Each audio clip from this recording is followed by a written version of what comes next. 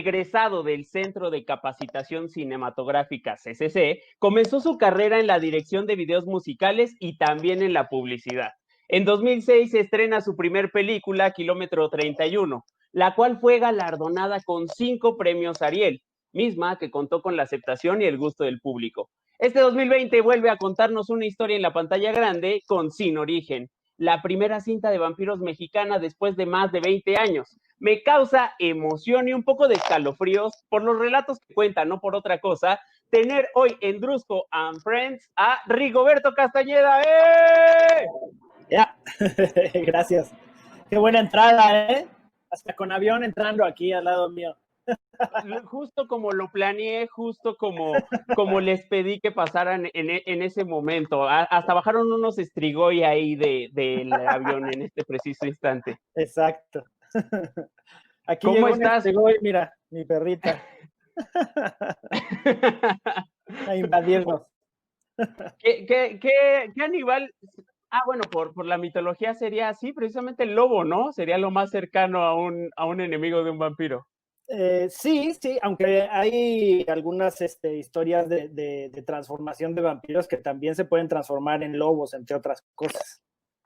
Órale, pues bien me dijeron que tú eras un geek y en palabras de Arab, de Daniel, de Lisette, me dijeron, no, el maestro es Rigoberto, el geek es él ha creado toda una mitología. Oye, pero para llegar ya directamente a lo que hiciste y que podemos ver ya en pantallas de cine, haces Kilómetro 31 y recuerdo muy bien Kilómetro 31, cómo fue un fenómeno en diferentes sentidos. La crítica hablaba bien de ella, pero sobre todo recuerdo que se creó un fenómeno casi social. Si Kilómetro 31 se hubiera estrenado ahora, hubiera sido viral en ese sentido. Tuvo la viralidad de boca a boca, algunos querían ir a visitarlo. Es más, hay gente que sigue yendo al Kilómetro 31 que se popularizó gracias a esta cinta, que es igual de terror, suspenso. Rigoberto, mi pregunta es, ¿por qué con una entrada tan fuerte como es Kilómetro 31, y si bien tú has seguido esos pasos, esa línea del terror, misterio, suspenso, ¿por qué no fue así en general para el cine mexicano? ¿Por qué ahora que llegas con esta cinta de vampiros, se sigue hablando de que puede ser un buen comienzo, se sigue hablando de que puede ser nuevamente un buen acercamiento para este género? Bueno, yo creo que la industria en general ha crecido, ¿no? Ha mejorado mucho y se ha ampliado y hoy en día vemos estrenos de cinematografía nacional todo el tiempo, ¿no? Que eso es algo muy positivo y creo que hemos dado pasos agigantados hacia una industria sana. Tal vez no tan sana como en los 40s o los 50s, ¿no? Que ahí sí era maravillosamente sana, pero creo que vamos ajustando poco a poquito. Una de las cosas y uno de los factores que más influyen como para poder hacer una película como la que acabamos de hacer, que es Sin Origen, o Kilómetro 31, o alguna otra del género de horror, fantasía y ciencia ficción. Esos 3 grandes géneros son los más complejos en el sentido de producción, porque implican más factores. Tienes más factores que influencian en que la película salga bien o mal, ¿no? Tienes cantidad de efectos de maquillaje, efectos especiales, efectos visuales, tienes stunts. En este caso, por ejemplo, tenemos coreografías de peleas, tenemos peleas con espadas, con arma de fuego, una serie de cosas que son complejas y que normalmente no se hacen en México. Y cada una de estas cosas que te acabo de decir son factores que te pueden salir a favor o en contra, como cualquier otro factor de una película, ¿no? Que es las actuaciones, la fotografía, la puesta en escena, la puesta en cámara, el diseño de producción, la escenografía, el vestuario, el maquillaje normal, ¿no? Todos esos son factores normales, comunes y corrientes. Entonces, si normalmente tienes, no sé, por decirte un número, 50 factores, en una película como esta tienes 100 o 150 factores. Entonces, es más complicado. Es más caro también, ¿no? Claro, dependiendo de la historia que tengas en manos. Puedes hacer una película muy sencilla de horror, evidentemente, pero siguen existiendo esos factores, aunque sea muy sencilla. Los factores no se te quitan, o sea, no necesariamente va contra presupuesto, pero sí va contra factor de riesgo dentro de la película. Entonces, a lo que más le teme un inversionista, no nada más en la industria del cine, sino en cualquier otra industria, es al riesgo. Entonces, quieres arriesgar lo menos posible. Ahora, el que arriesga más, gana más, en teoría, ¿no? Y en el póker y en la vida en general. Entonces, yo siempre he creído que siempre hay que apostar para darle un poquito más al espectador, y el espectador va a acabar confiando en ti y creyéndole un poquito más al género. Cada pequeño esfuerzo que hacemos de hacer una película de vampiros, una película de hombres lobo, como comentamos hace un momento, de nahuales, podría ser en México, o del chupacabras, o de cualquier otro pequeño subgénero o tema diferente, va a aportar. Se ve que ni lo has pensado, ¿eh? Se ve que ni has fantaseado con algo. No, por supuesto, ¿no? Y ojalá que nos dé la vida para hacer todos los proyectos que se nos ocurre, que de pronto es complicado. Pero también el chiste es los poquitos o muchos proyectos que podamos hacer, aportar un poquito, un granito de arena a que el abanico de posibilidades para el espectador se vaya ampliando cada vez más y más y más. Oye, y mencionas que el que apuesta más puede ganar más. En tu carrera en específico, ¿cuál crees que haya sido la mayor apuesta? Pues yo creo, en un proyecto en particular, yo creo que todas mis apuestas son siempre muy altas, ¿no? Todos los proyectos son más personales, evidentemente, porque de hecho también me han invitado a colaborar a otro tipo de proyectos. Por ejemplo, me tocó dirigir Hasta que te conocí, que es la historia de Juan Gabriel, ¿no? Que pues ahí pues no tiene mucho, o sea, no es un proyecto que yo hubiera generado de origen, ¿no? En fin, ¿Metiste como ahí esta... algún easter egg al terror, suspenso, algo? Pues no, no tanto, fíjate, ¿no? Es totalmente un melodrama mexicano, bastante coherente con el raciocinio sociocultural mexicano, y va más por ese lado, ¿no? Como para reencontrarse un poquito con la época de oro del cine nacional, tal vez un poco. Tiene más que ver con eso. Y que también me gusta eso, o sea, no hay ningún género que yo rechace, ¿no? Okay. Sin embargo, mis géneros, que son el horror, la fantasía y la ciencia ficción, pues sí son apuestas grandes, ¿no? Siempre es Kilómetro, fue una apuesta muy grande, que pues esa apuesta la ganamos, por ejemplo, y la ganamos de sobra. Sí. Y después hice Blackout, que fue una película que fue muy complicada de suspenso, un thriller inglesa, está hablada en inglés, que yo creo que una de las grandes victorias que yo ahí me apunto es el haber encontrado, por ejemplo, un actor como Armie Hammer, ¿no? Que fue su primer película como protagónico. Él tenía solamente una película antes y un personaje muy chiquito, y nosotros lo llevamos por primera vez a la pantalla de una forma más importante, ¿no? Wow, y también trabajamos... está muy bueno, no me lo sé. Sí, también me tocó trabajar ahí con Aidan Gillen, que también es un actor sasasazo, que después estuvo en The Wire, que es una serie muy importante, y en Game of Thrones, ¿no? Que es el famoso Littlefinger. Que me parece ya ha estado en cientos de películas, ¿no? Estuvo en Batman, estuvo en varias, ¿no?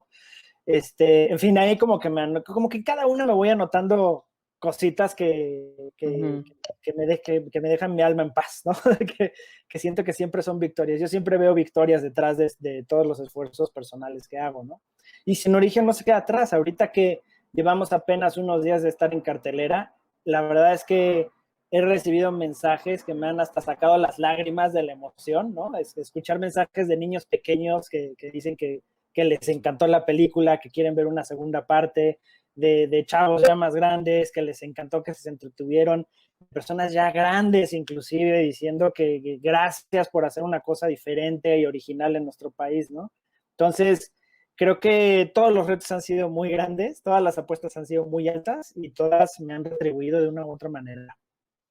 Sí, porque además en el contexto en el que estamos para cualquier película es difícil, y me dio mucho gusto ver a Sin Origen ahí en los primeros lugares de taquilla, que irónicamente, aun cuando estamos en México, a veces es difícil que una película mexicana, y más una tan innovadora como es la tuya, se cuele en esos lugares. Y me lleva a pensar, Deja para tú, es algunos... difícil que se estrene, ¿no? No, y ahora va a ser difícil hasta que se haga, pero bueno, el Sí. punto es que a lo que quiero llegar es que para algunos, con lo que mencionas, después de haber prácticamente descubierto a Armie Hammer, el paso lógico habría sido seguir, pues allá, en el norte, ¿no? En Estados Unidos, donde pues quieras que no, la industria está más consolidada. Sin embargo, continúas generando producciones aquí en México. ¿Qué contestarías si esa fuera la pregunta? ¿Por qué no seguiste por allá? Bueno, en primera porque no me fui allá nunca en realidad. Yo estaba, cuando me ofrecieron esa película, así, oye, ¿te gustaría hacer esta película de suspenso? Yo estaba en Europa, estaba terminando Kilómetro la primera, estaba terminando Ujú, la escuela. Y la película no es americana, en realidad es inglesa, es una productora inglesa y un productor italiano.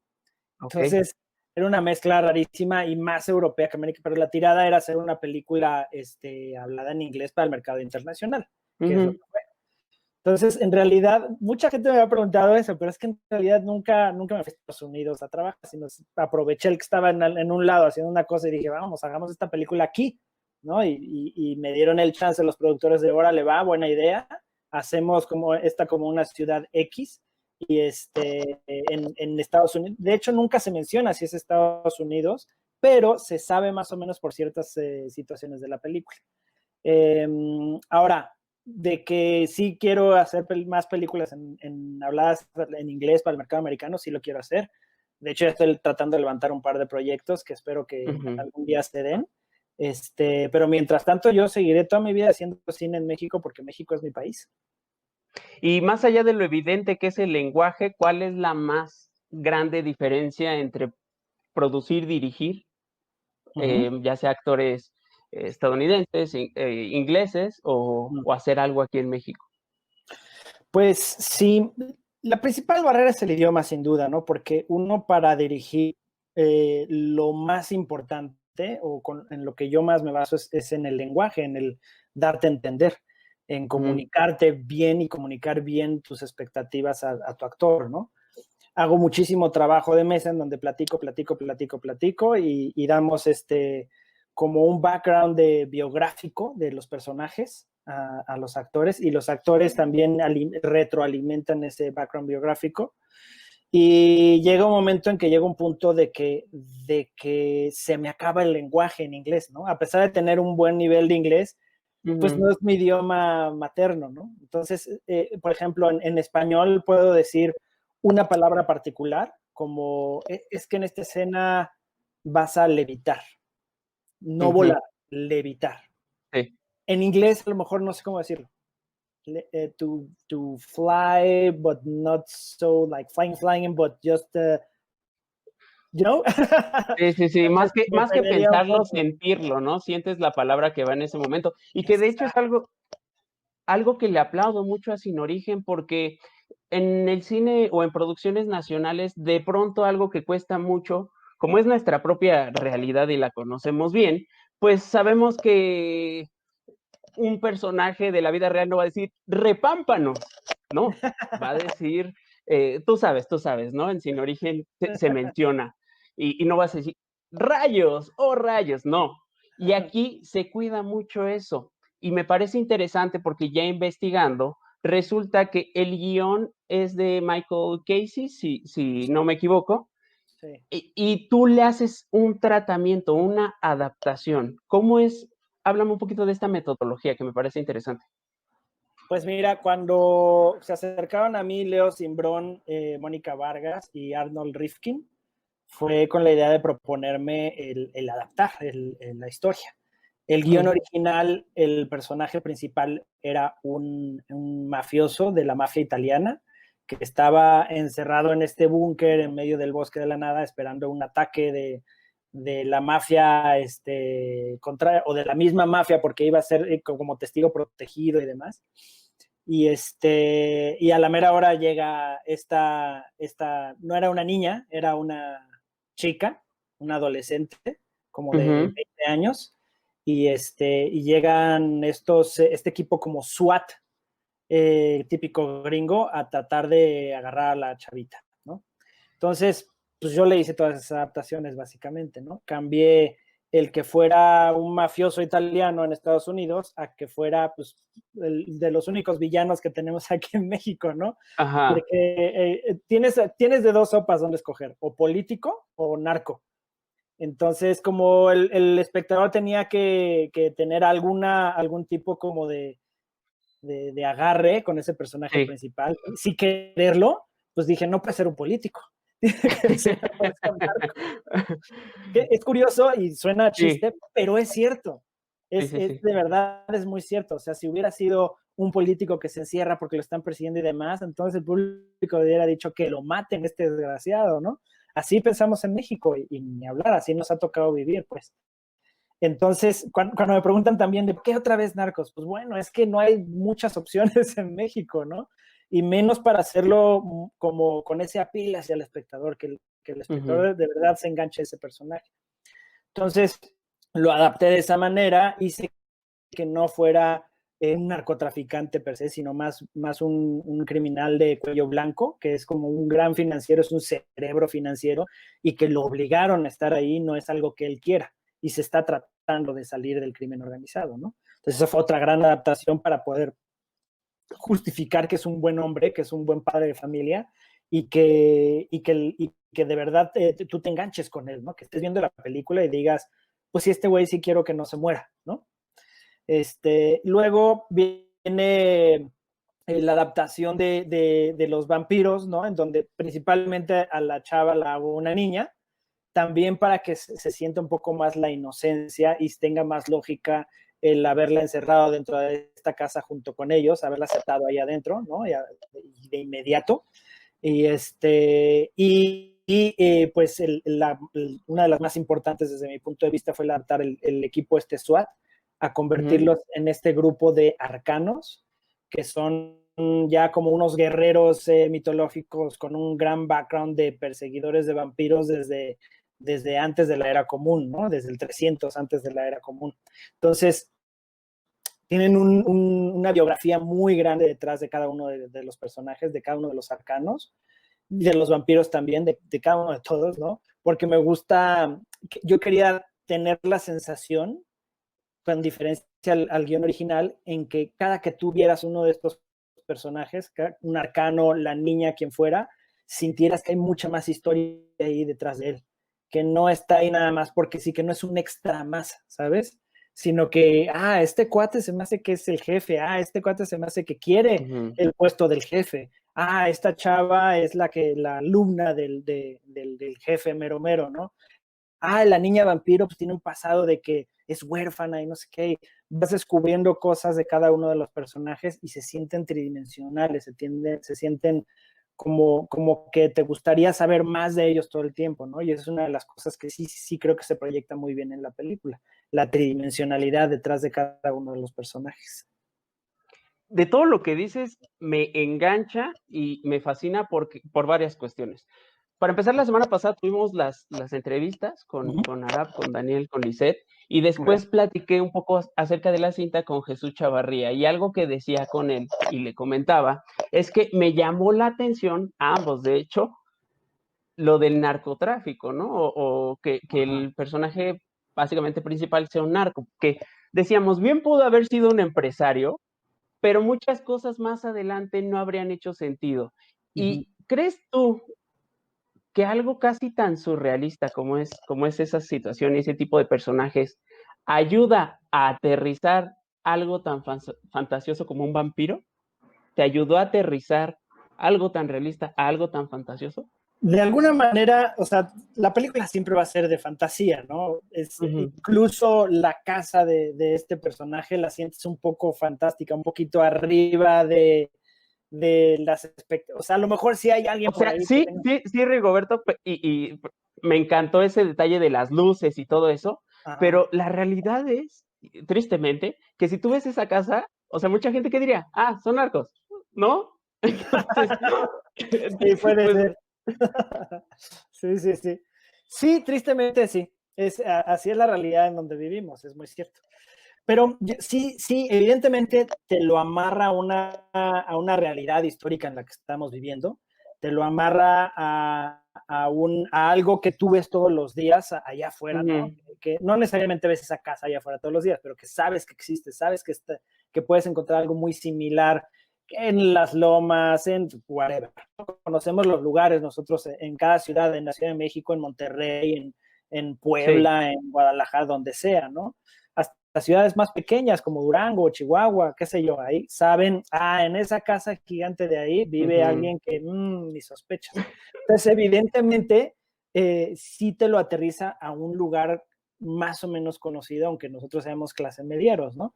Y que sepamos que está en un entorno, que puede haber un vampiro en un entorno conocido, pues es lo que es excitante, ¿no? Que emociona y que dices, oye, qué padre, sí podemos pensar, alucinar este tipo de historias en nuestro país, ¿por qué no, no? Y hasta cosas todavía más locas, ¿no? Porque es una loquera esta película, esta historia es una loquera y es lo que me parece más divertido de eso y es lo que creo que a la gente hasta el día de hoy le está resultando, ¿no? También una loquera muy divertida.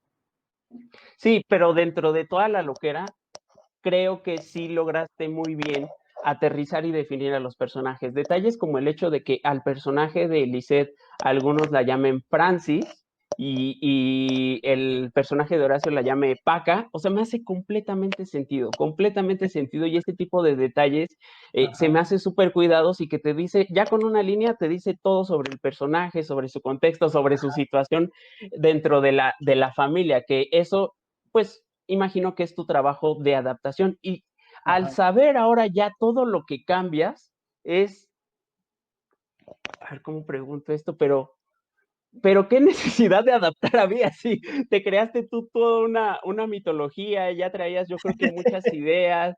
Sí. Sí, explícame, por favor. Bueno, el plot principal no está adaptado, no ha cambiado en lo más mínimo, ¿no? Es una familia de un como criminal, digamos, se encierra dentro de una casa de seguridad con una niña que se está transformando en vampiro y llegan unos cazadores de vampiros a asediar. Ese es el plot, ¿cómo le dicen los americanos? El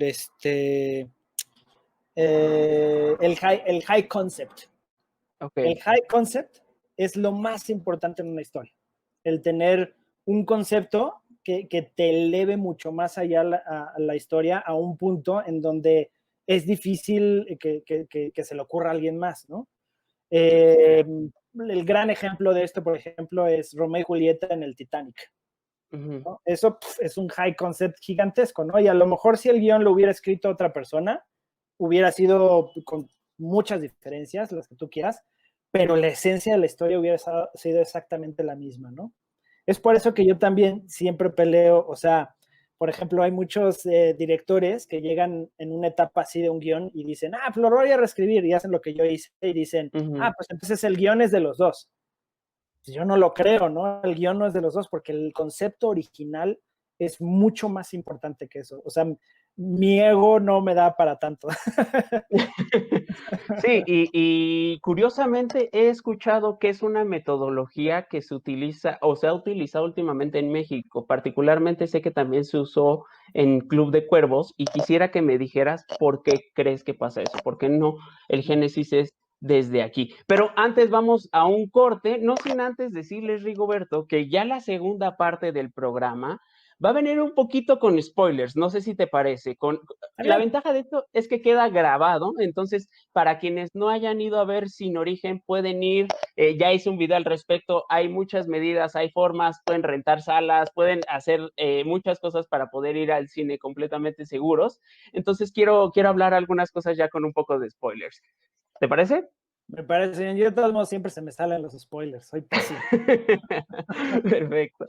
Seguimos aquí en Drusco and Friends a través de ADR Networks, activando tus sentidos. Y estamos de vuelta aquí en Drusco and Friends a través de ADR Networks el día de hoy con una ambientación muy acorde a sus películas, ahí desde el oscuro. Muy oscuro, ¿eh? ¿Quieres que prenda la luz?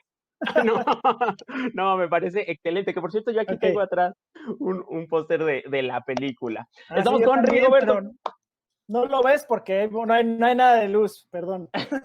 Siento que ahí en cualquier momento va a salir la niña.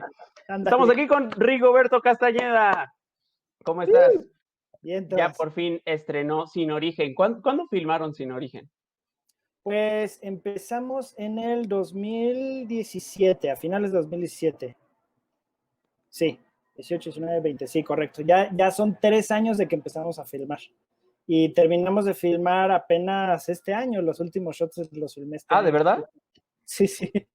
Digo, no estuve filmando constantemente durante 3 años, Ajá. ¿no? Pero pues, siempre dan cositas ahí bajo la manga que tienes que, cosas, efectos, insertos y demás que eran necesarios como retomar y pues hasta ahora los retomamos.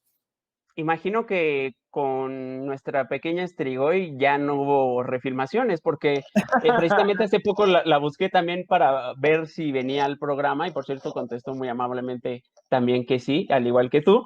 Y ya no es tan niña Strigoi, ¿eh? Ya es como más adolescente Sí. vampiresca, ¿no? Entonces, eh, llegó a pasar que tenías que regrabar algo con ella y pues obviamente la continuidad ya no daba o algo así. No, por suerte no hubo nada con eso. Eso sí nos empeñamos en terminarlo, porque ya o sea, siempre este tipo de películas, como implican tantas cosas también de postproducción y demás, pues hay cosas que se alargan mucho, ¿no? Y de procesos.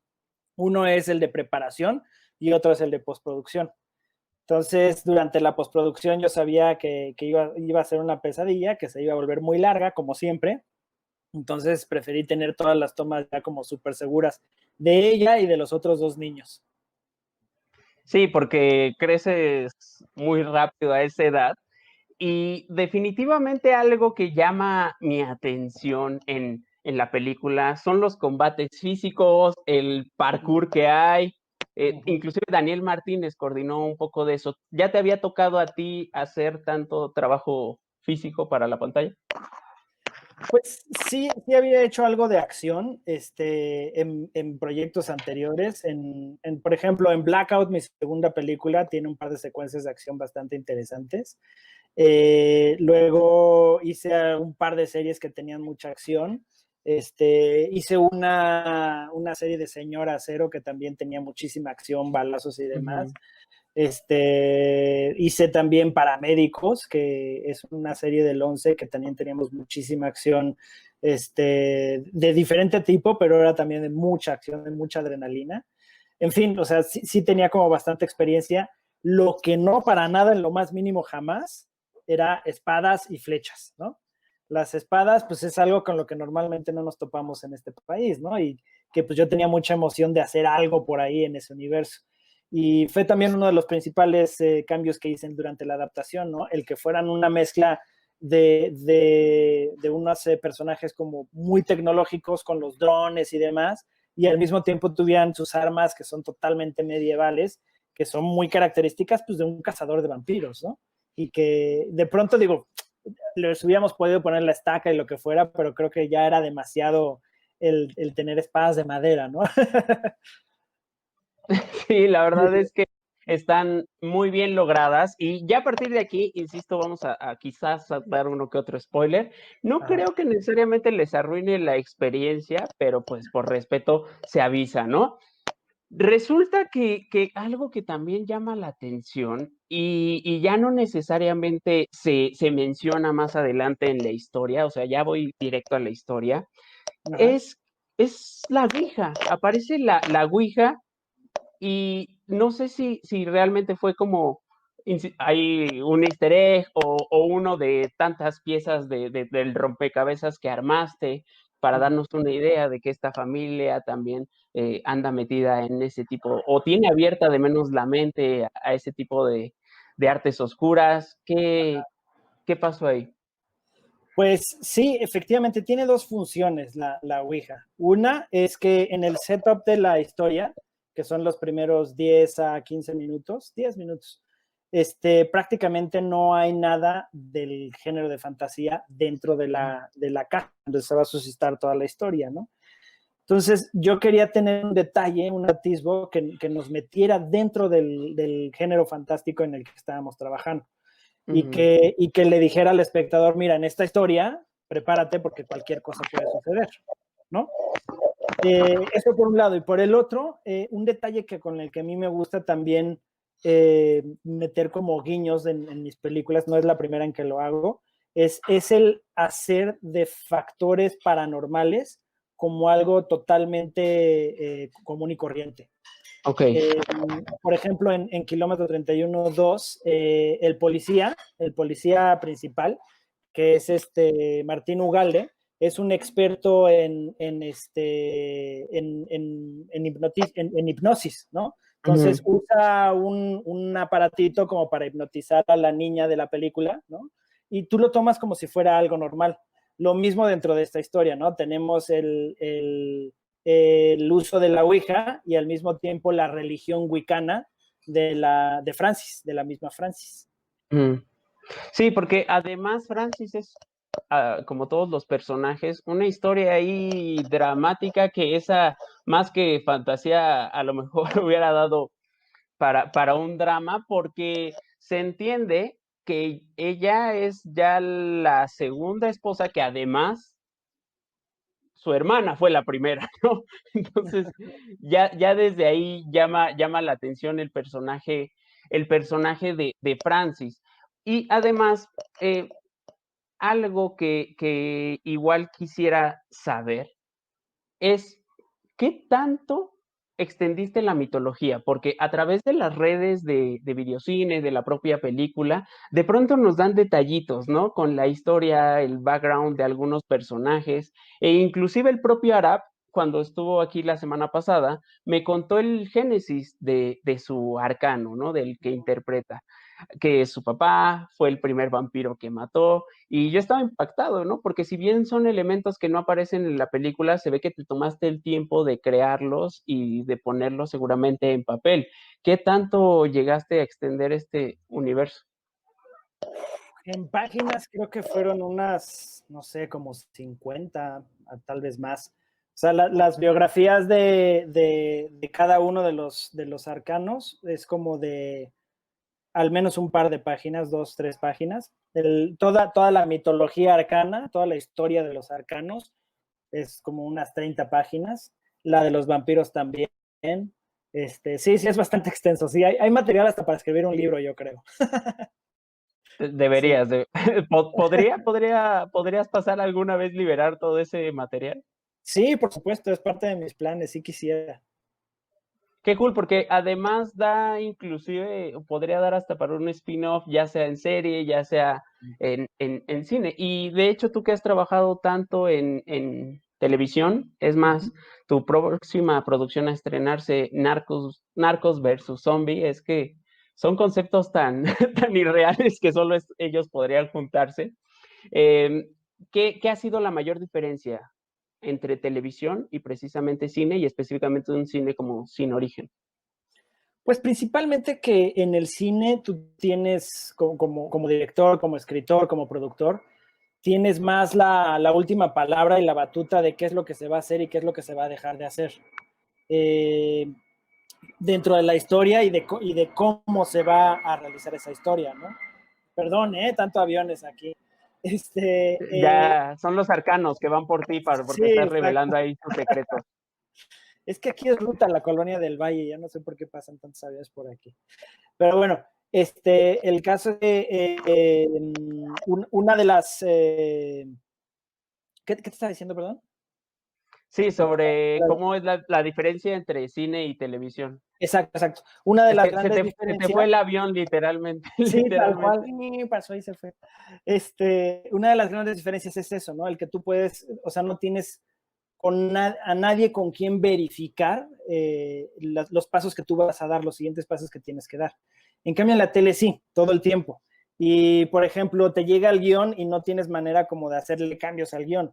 Aunque haya cosas, diálogos que no te funcionen, cosas que no, pues te tienes que amarrar al guión lo más posible. Digo, de pronto sí tienes como cierta libertad, ¿no? Evidentemente, pero digamos que un 90% sí te tienes que amarrar al guión.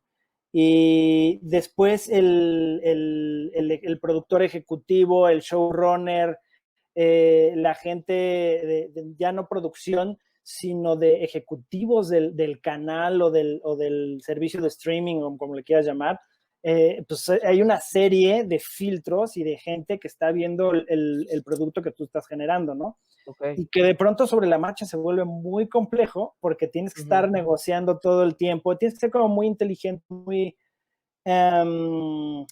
con los pies en la tierra de dónde, qué batallas tienes que librar y qué batallas mejor dales para tener entonces moneda de cambio, ¿no? Después. Entonces es un juego como muy político y muy de inteligencia, ¿no? El trabajar una serie de televisión de principio a fin, ¿no? Porque evidentemente hay algunas series de televisión donde nada más te invitan a dirigir el episodio, llegas, lo diriges, te vas y ni siquiera llegas al cuarto de edición. Entonces, hay de todo un poco. Por suerte, por ejemplo, en esta serie con Amazon, que no te puedo contar mucho, pero sí te puedo decir que sí he estado muy involucrado de principio a fin en toda la historia y pues que es una serie con la que yo creo que es la serie de la cual me siento más orgulloso que he hecho en mi vida. Órale, Uh-huh. qué cool. ¿Estrena este año o el siguiente? ¿O tienes ya? Todavía no sabemos, a lo mejor a finales de este año o principios del que viene. Todavía no estamos seguros. Pero ya terminaron de filmar. Ya. Estamos postproducción, terminando la posta. Ok. Bueno, pero regresando a Sin Origen, porque Uh-huh. lo que me maravilla de estos programas es que para mí siempre resultan como un masterclass y sobre todo con alguien tan generoso como contigo que me acabas de dar una lección. Y surge la pregunta, ¿en algún momento tuviste que renunciar un poco, no necesariamente en televisión, sino en algún trabajo, a tu visión de artista? Siempre, todo el tiempo te estás peleando con tu visión original, con lo que tú pensabas, con lo que... Hay, hay que ser como, yo creo que el trabajo más difícil de un director es la humildad.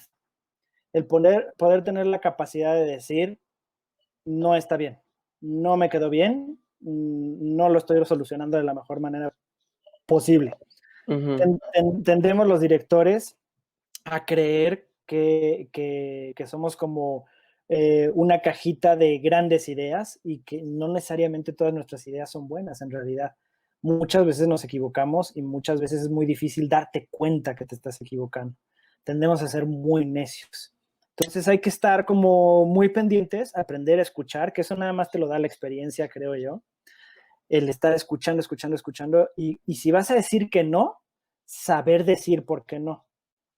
Y si sabes decir por qué no, por ejemplo, a un ejecutivo o a un colaborador que puede ser tu editor, tu asistente de dirección, quien sea, si sabes decir por qué no, por esto, por esto, por esto, por esto, entonces ellos ahorita están a decir, tienes toda la razón.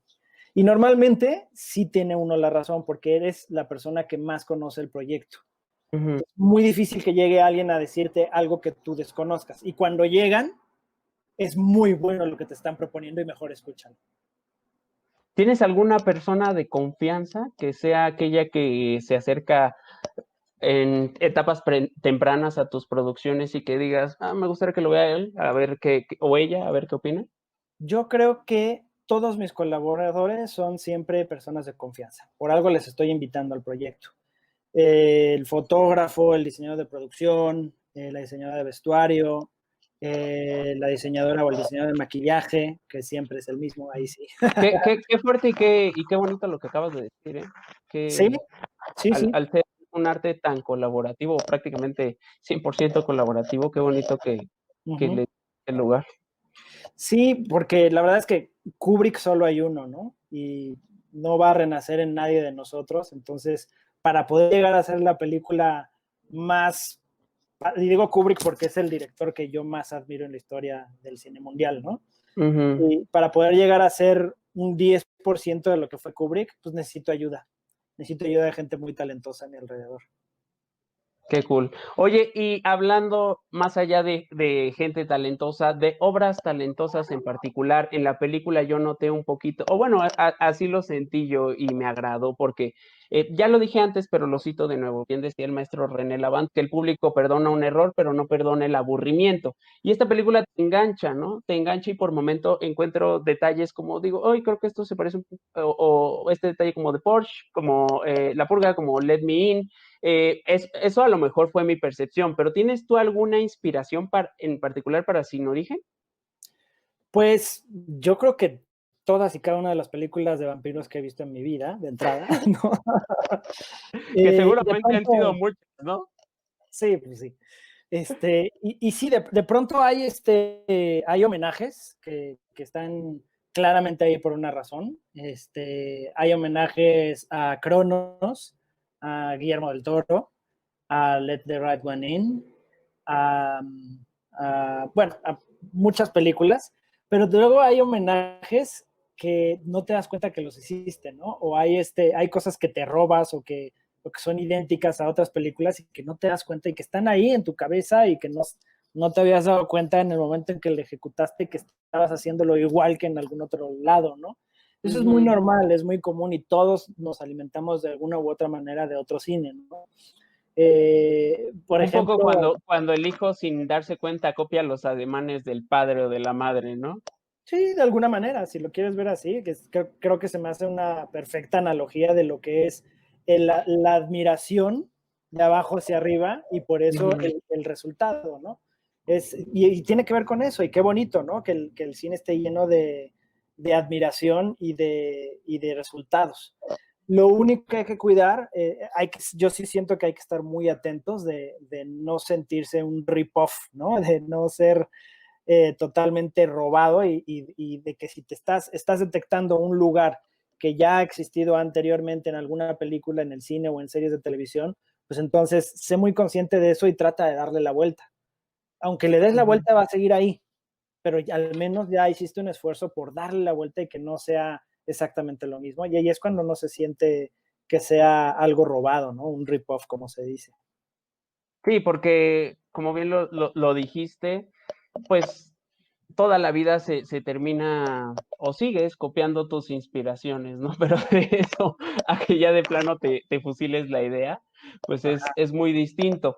Oye, y ya hablando acerca de la parte final es interesante también, ¿no? Porque la niña, nuestra pequeña Strigoi, igual tiene toda una historia de origen, igual podría tener su propia serie, su propia película, pero hacia el final se le da un giro, ¿no? Y aquello que presentaba una amenaza en el inicio, ahora es un aliado. Desde el principio estaba así, fue una de las adaptaciones que hiciste. ¿Cuál fue el manejo en eso? Pues una de las cosas que traté ya estaban un poco en el guión original, pero que quería como acentuar un poco más, es esta sensación de que todos los malos son buenos en esta película y todos los buenos son malos. El punto de vista está totalmente al revés, ¿no? Porque normalmente un cazador de vampiros tú lo ves como un héroe, ¿no? Sí. Como alguien que llega a salvarte pues, de los vampiros, básicamente, ¿no? En esta película no, en esta película es el polo negativo, ¿no? Y tú estás con los que están adentro de la casa, que es un criminal y su familia y un vampiro, ¿no? Entonces el polo negativo es para ti el polo positivo en esta película. Entonces eso me llamaba mucho la atención a nivel conceptual, el que el público fuera de la mano de los malos y que también darse cuenta está un poco amarrado con el tema principal de la historia, que es la familia, ¿no? Que a final del día todas las familias son disfuncionales, ¿no? Yo tengo esa teoría de que todos nos quejamos de que de alguna u otra manera mi familia no es perfecta, ¿no? Por ejemplo, mi familia está totalmente desgregada por todo el mundo, ¿no? Entonces es muy difícil comunicarnos y pues saber cómo estamos y platicar de veras. Y de pronto eso se siente como una familia fracturada. Se puede llegar a sentir así. Y mi familia se queja de eso, ¿no? La del vecino de al lado se queja de que no, pues es que mi papá nos abandonó. La del de al lado se queja de otra cosa. A Entonces, diferencia tuya, se queja de que están todos ahí juntos, metidos. también puede ser, exacto. Son una bola de metiches, ¿no? Pero ninguna familia es perfecta, ¿no? Entonces, tiene que ver un poco con eso de que no todo lo que te han vendido como algo malo es necesariamente malo, si lo ves desde otra perspectiva. ¿Crees tú que está en la naturaleza humana desear lo que no se puede tener? Claro, por supuesto, todos deseamos algo, de pronto es hasta cosas que podría decirte que son imposibles y algunas veces deseamos cosas que son muy difíciles, pero que esas son las más importantes porque nos inspiran a seguir adelante y a despertarnos día con día y a trabajar día con día para lograr esas grandes metas. Si no existieran esos imposibles, entre comillas, y los lográramos, pues entonces a lo mejor no podríamos ser felices. Y es que no tendría sentido preguntarte cuál ha sido el mayor imposible en tu vida, porque imagino que llegas a uno y ahí nace un nuevo imposible. ¿no? Sí, sí, sí. Posiblemente, ¿no? Sí. Porque ¿quién se iba a imaginar que 20 años después iba el director de Kilómetro 31 a hacer una película de vampiros? ¿Quién se iba a imaginar que vamos a tener próximamente una serie de zombies? Ujú. Pero en este momento, ¿cuál es tu próximo imposible a vencer? Pues hay un proyecto que tengo ahí de una película que quiero hacer desde hace muchos años. Es para el mercado internacional americana. Bueno, va a ser como mexicoamericana, ¿no? Porque se desarrolla una parte en Estados Unidos y otra parte en México. Llevo fácil 15 años tratando de levantar ese proyecto. Es como mi primer gran proyecto de verdad. Y pues estamos cerca. No te puedo contar mucho tampoco de ese, pero estamos cerca. Me alegra, me entusiasma, me llena de orgullo que así sea. Estoy muy contento de haber platicado contigo. Ya aclaramos algunas dudas más de Sin Origen. Ujú. Insisto, fue casi como una clase, ¿no? Y quizá una vez que salga el DVD podremos comentarla hasta escena por escena, pero de momento sigo invitando a los demás a que vayan y vean en salas Sin Origen, no sin antes hacerte una pequeña dinámica, ¿ok? Una A ver, pequeña dinámica que hago aquí a todos los invitados. can, can, Y can. dime alto cuando tú quieras. Alto cuando tú quieras. Ah, tremendo. Vamos a ver en qué. Dice Can, can. aquí, ¿quieres hijos o tienes hijos? ¿Quieres hijos? Tengo hijos. Tengo dos ¿Tienes? hijos. Ajá. Y sí los quiero.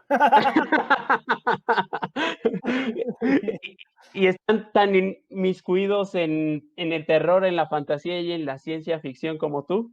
Les encanta. Sí, sí, sí, cada vez más. La verdad es que cuando eran muy pequeños, ahorita tienen 10 y 12 años, pero cuando eran más pequeños sí les costaba mucho el trabajo, el horror, ¿no? Y hasta a veces les tenía que esconder cosas, props míos y demás de las películas.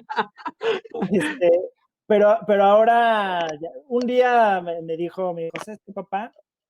Ya me gusta el horror, ya me gusta mucho, ¿no? Ya hicimos las paces. Sí, y entonces ya ve cosas de terror y me avisa así, me manda mensajes así, oye papá, vi este programa, lo que sea de terror, ¿no? Programa película, le gustan mucho los juegos de terror, por ejemplo, ¿no? Entonces es un junkie del error ya, el grande. El chico no tanto, pero también le gusta. Y él es más de ver horror, el chico. El chico vio como a los 9 años más o menos, It. Órale. Sí, la vio en el avión, condenado. En el O Capri. sea, ya viene en la sangre, ya viene en la sangre. Sí, sí.